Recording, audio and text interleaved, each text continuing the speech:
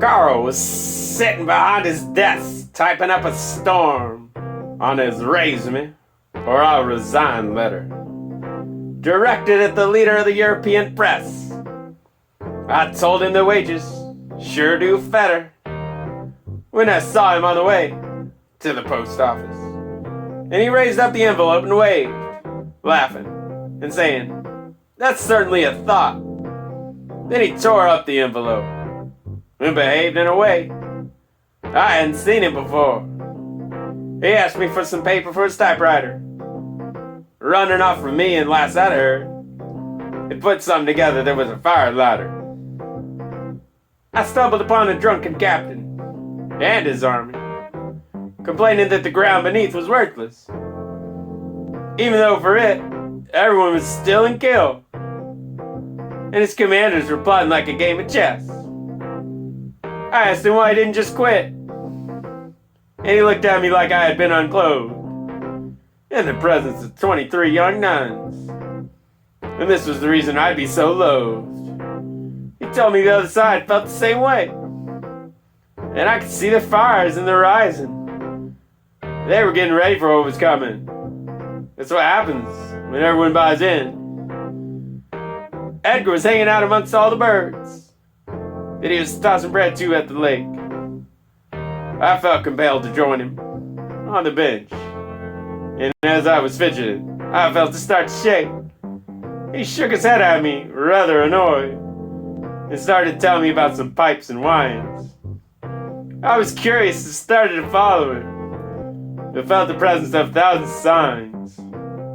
I remarked about his prowess in masonry, as well as all that he could keep under the floor. He just laughed a little strangely, so I left quickly before the first pour. The war was still going on by the pounding of the drum. I saw the sick and exhausted crumbling, surrounded by their sticks of shame. The captain was mocking all those bawling. "Gotta have something for the bullets to hit," he said.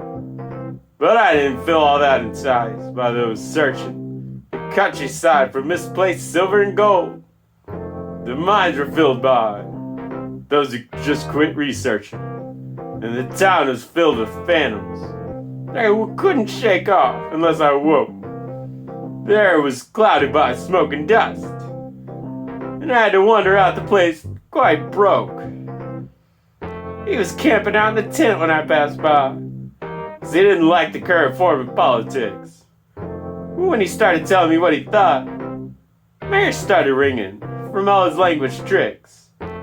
As I started to leave the campground, he grabbed my arm, and I started to put up a little bit of resistance. He was hanging on to the worst ways of thinking.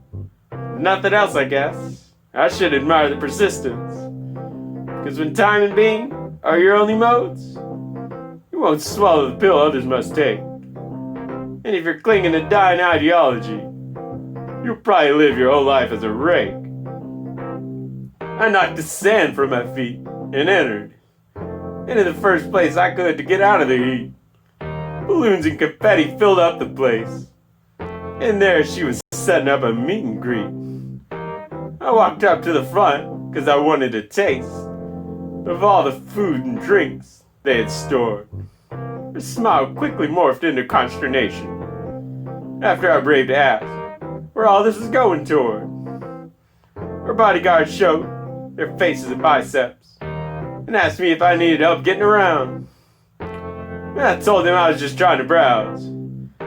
They carted me up to the lost and found. Edgar was talking to the captain, who was now alone. His army was gone. It seemed he was lost. While upstairs, I heard the copier printing. The book was being bound, and the extras were being tossed. The principals were loitering on a break, while the light men had all struck the gaffer's face.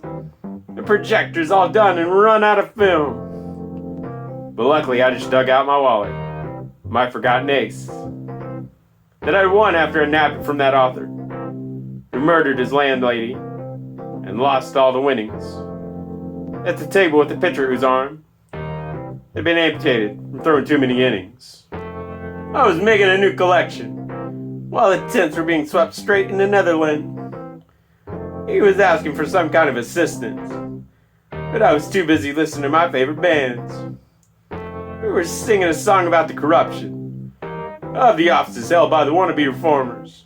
But I was tapped on the shoulder and told that sooner or later you'll see they're nothing but performers. Would you rather have incremental change? Or would you rather wipe off everything like dry erase?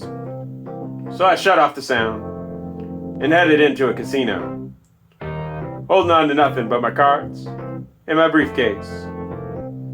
The girl from the store, with her knights in armor, stormed into the place and strangled the dealers. The murderer had started to count up all the chips, while speculating how much money fits in 18-wheelers.